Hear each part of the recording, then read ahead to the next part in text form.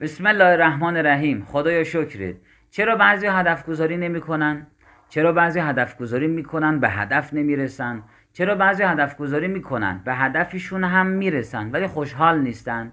سلام، من مجتبی مومنی هستم، محقق، مدرس، کوچ منتور و کارآفرین. حوزه تخصصی در تدریس حوزه هدف گذاری رو انتخاب کردم. چندین سال تو این حوزه دارم تلاش میکنم که چیزایی رو یاد بگیرم. دوره‌های زیادی با اساتید زیادی ایرانی و خارجی شرکت کردم، هم صحبت شدم. تمام اینا به خاطر اینه که به شما کمک کنم، راهکارهایی رو به شما نشون بدم تا شما هم به اهدافتون برسید. دانشگاه هاروارد شخصی به نام مایک اچ مک‌کورمک تحقیق انجام داد که این تحقیق در کتابی به نام آنچه در دانشگاه هاروارد به شما آموزش نمیدهند به چاپ رسید.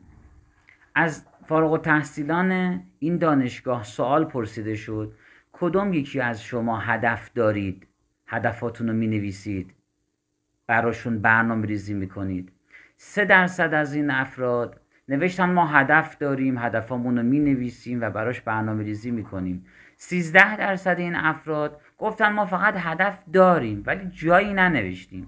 84%شون نه هدف داشتن نه برنامه ریزی داشتن ولی به خاطر یک سری حالتهای روزمره وارد دانشگاه شده بودن، تا فوق لیسانس هاروارد هم پیش رفته بودن.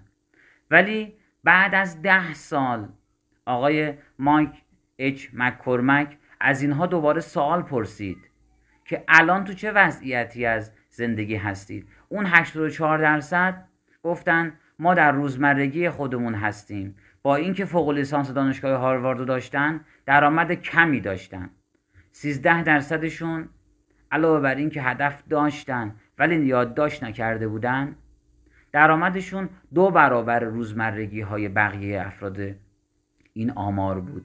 و 3% این افراد، اونایی که هدفاشون رو یادداشت کرده بودن، براش برنامه ریزی داشتن، 10 برابر تمام اون 97% درآمد داشتن.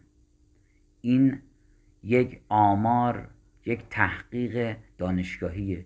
به ما میگه اگه هدف داشتیم، هدفمون رو یادداشت کرده باشیم، براش برنامه ریزی داشته باشیم، هیچ چیزی ما رو از مسیر خودمون جدا نمیکنه. هیچ علائم مسیر ما رو از مسیر خودمون به خارج راهنمایی نمیکنه. همه این حالتها رو ما فقط پیشنهاد میگیریم. اون موقع هدف داشتن و هدف گذاشتن با هم متفاوته.